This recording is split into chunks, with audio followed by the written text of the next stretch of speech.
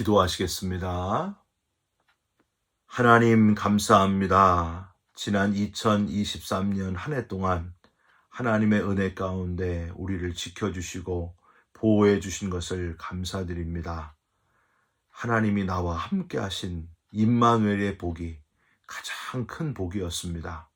하나님 2024년도 1월 1일 첫날 첫 시간 하나님께 예배드리오니 기쁘게 받아주시고 올 한 해도 임마누엘 하시사 우리의 마음이 하나님과 동행하는 축복과 은혜의 마음이 되게 하여 주시옵소서. 마음의 걱정, 근심, 염려는 다 주님께 맡기게 하시고 우리에게 놀라운 일을 행하시는 하나님을 뜨겁게 만나는 한 해가 되게 하여 주시옵소서. 이 시간 첫 시간 하나님 앞에 기도할 때에 은혜와 평강으로 채워 주시옵소서.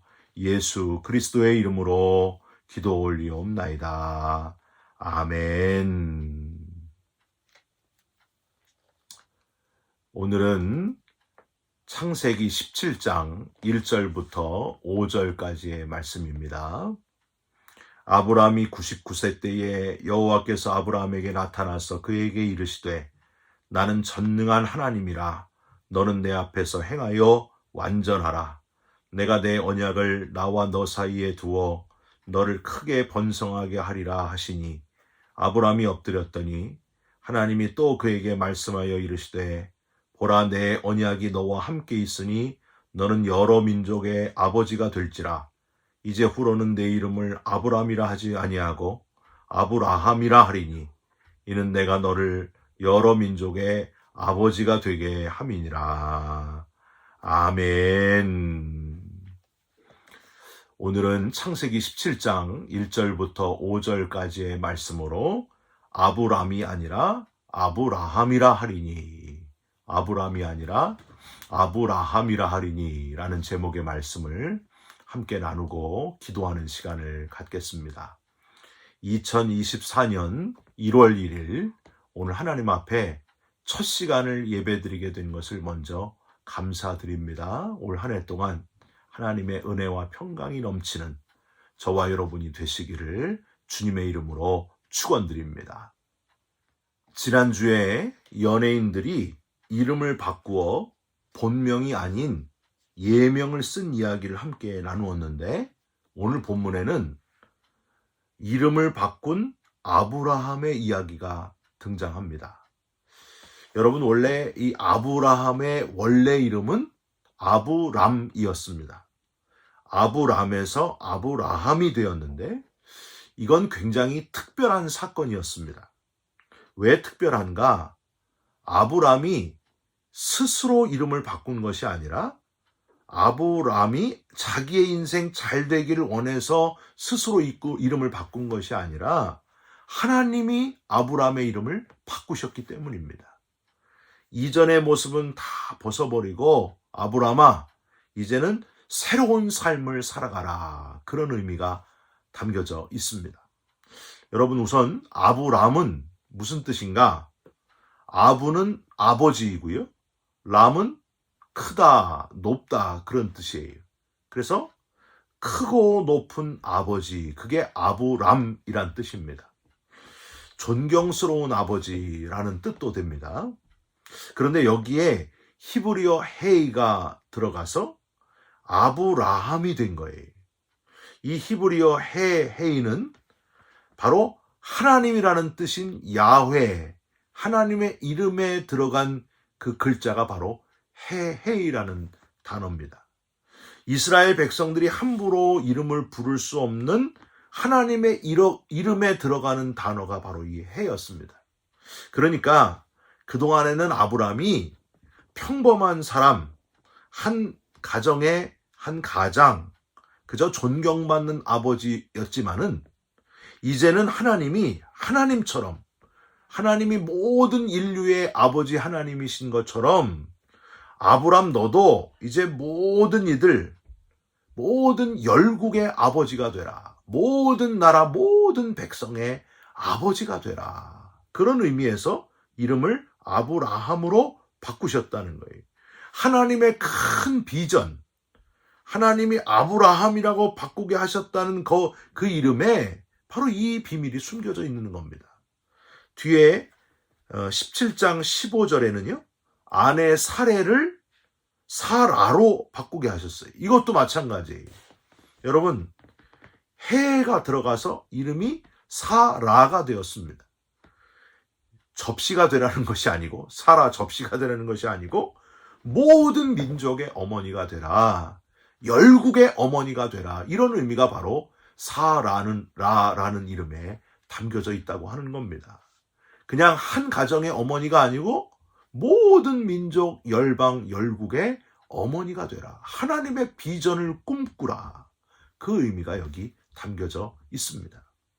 실제로 여러분 오늘 본문 보시면 창세기 17장 이전까지의 아브라함의 이야기들은요, 주로 아브라함의 아버지인 데라 이야기, 그리고 갈대아 우르를 떠나서 하란으로 간 이야기, 부자가 돼서 조카 롯과 서로 이제 나누어지는 이야기, 그리고 이 롯이 잡혀갔을 때 집에서 길리온 318명을 데리고, 군사를 데리고 가가지고 롯을 구출해내는 이야기, 이런 가정사의 이야기들로 17장 이전까지는 이제 꾸려져 있습니다.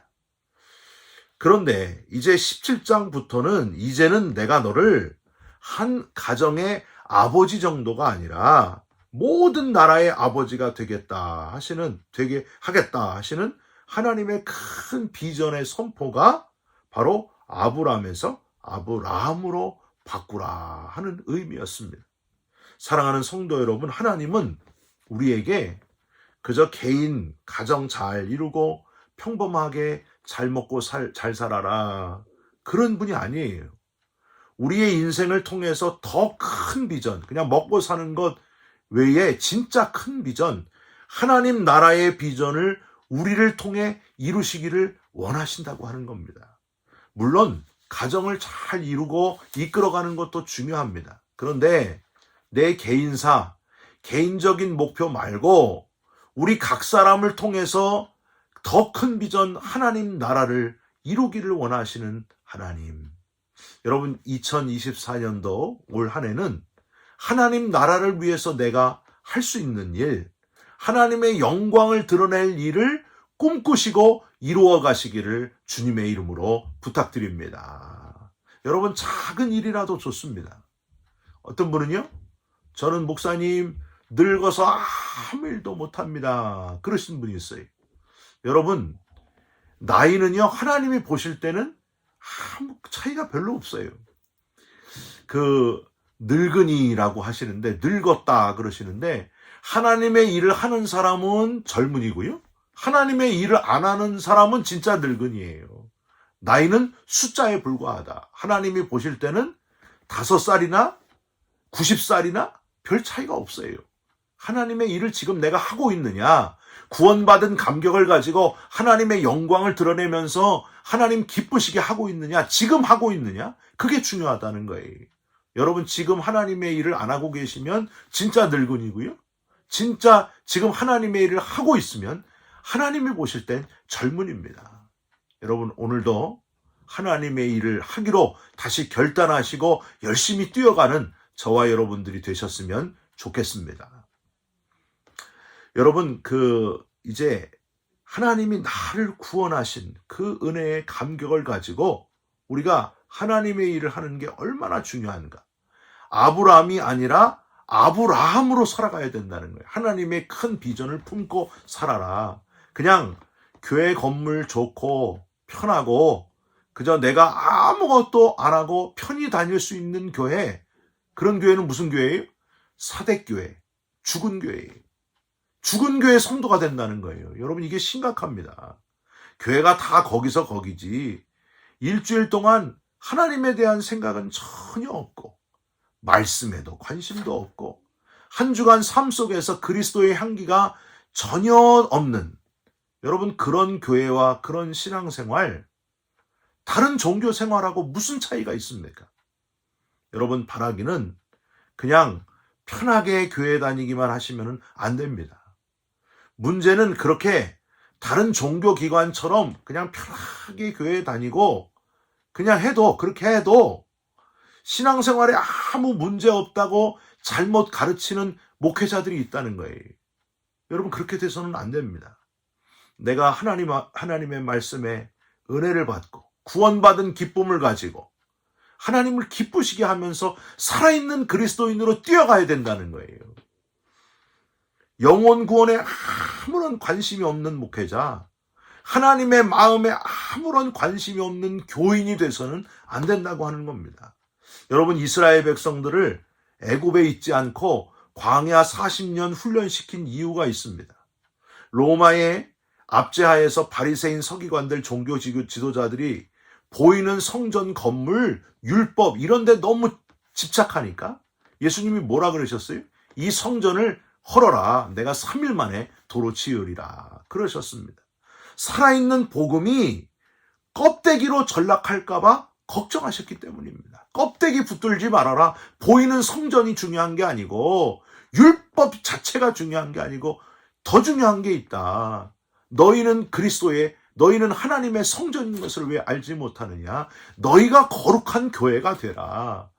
눈에 이 율법, 여기에 너무 집착하지 말고 율법의 중심인 하나님의 사랑을 이루면서 살아라. 그래서 하나님의 사랑이 실제로 이루어진 게 바로 뭐예요? 예수 그리스도. 그분이 하나님이 우리를 너무나 사랑하셔서 하나밖에 없는 독생자를 보내셔서 우리를 구원하신 분, 그분이 바로 예수 그리스도 아닙니까? 여러분, 성도가 되시길 바랍니다. 거룩한 성도, 하나님께서 독생자 예수 그리스도를 보내셔서 죽게 하심으로 구원받은 거룩한 성도, 하나님이 의롭다 하신 거룩한 성도, 그 성도의 삶을 감사함으로 살아가는 살아있는 그리스도인 되시기를 주님의 이름으로 부탁드립니다. 이제 더 이상 아브라함으로 살지 마시고 하나님의 비전을 이루는 아브라함의 인생을 살아가셨으면 좋겠습니다. 참 감사한 거는요, 하나님은 이렇게 아브라함에게 아브라함의 비전을 주시면서 아브라함에게 기가 막힐 일을 보여주셨다 하는 사실입니다. 여러분, 지금 아브라함에게 나타나셔서 이름을 아브라함으로 바꾸라 하시는 이때가 지금 언제입니까? 1절 보세요. 아브라함이 99세 때에 여호와께서 아브라함에게 나타나서 그에게 이르시되 나는 전능한 하나님이라 너는 내 앞에서 행하여 완전하라. 아브라함이 99세 때에, 여러분, 하나님이 아브라함에게 이 약속을 이루어 주신다고 약속하셨잖아요. 아브라함의 가장 큰 소원이 뭐였습니까? 아들 낳는 거였어요. 아들.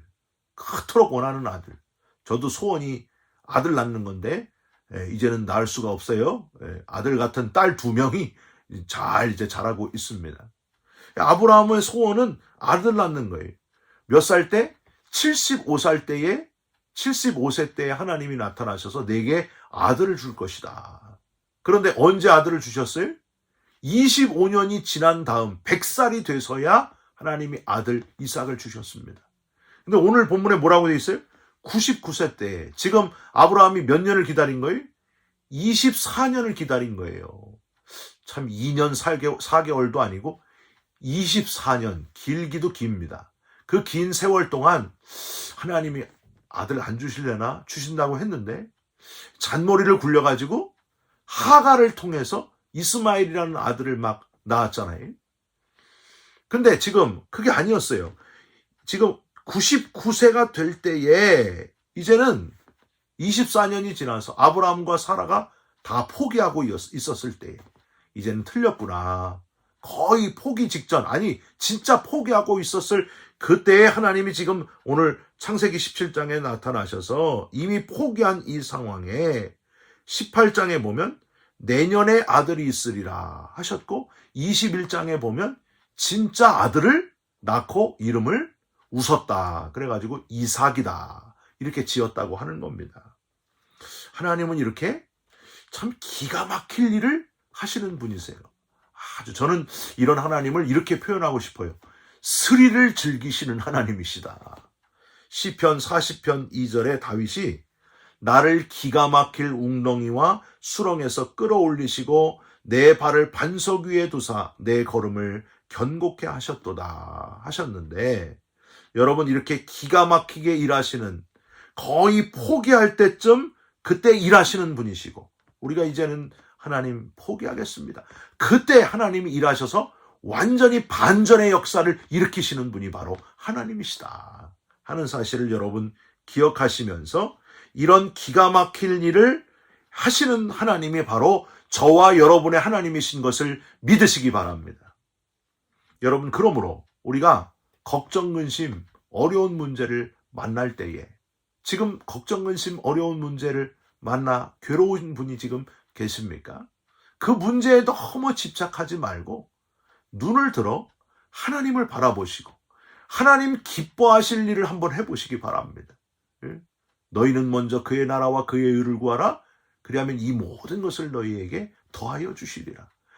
하나님을 기쁘시게 하면 내 문제를 하나님이 나도 모르는 사이에 해결해 주시는 역사가 일어난다는 거예요. 뭐라 그래요? 기가 막히신 하나님. 여러분, 저와 여러분 모두 다 기가 막힌 하나님을 고백하고 간증하게 되는 역사가 일어나시기를 주님의 이름으로 부탁드립니다. 1절 중간에 한번 보세요. 나는 전능한 하나님이라. 아니 엘샤다이. 바로 여기서 엘샤다이, 전능하신 하나님이란 표현이 나옵니다. 불가능이 없으신 하나님. 2절을 한번 보세요. 내가 내 언약을 나와 너 사이에 두어 너를 크게 번성하게 하리라 하시니. 읽지 않았지만은 오늘 본문 다음 6절에도 내가 너로 심히 번성하게 하리니 내게서 민족들이 나게 하며 왕들이 내게로부터 나오리라.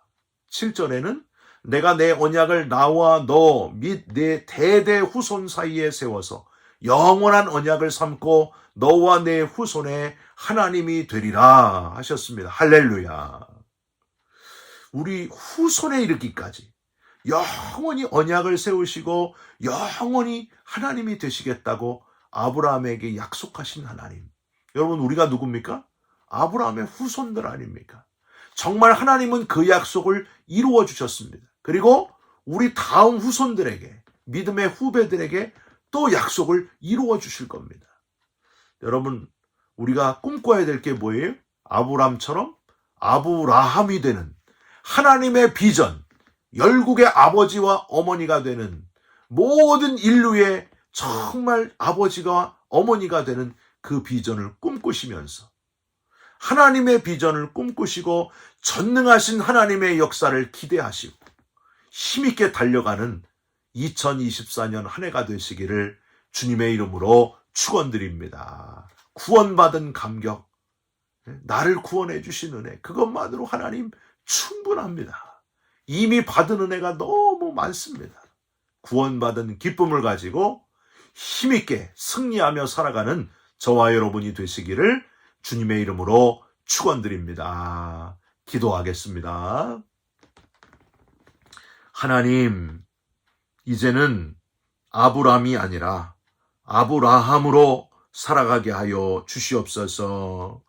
지금 내 상황, 내 어려움, 내 문제에 집중하지 말고 눈을 들어 여호와를 바라보는 자가 되게 하여 주시옵소서. 엘샤다이, 전능하신 하나님을 바라보는 우리가 되게 하여 주시옵소서. 나의 하나님을 붙들고 살아가는 우리가 되게 하여 주시옵소서. 예수 그리스도의 이름으로 기도 올리옵나이다.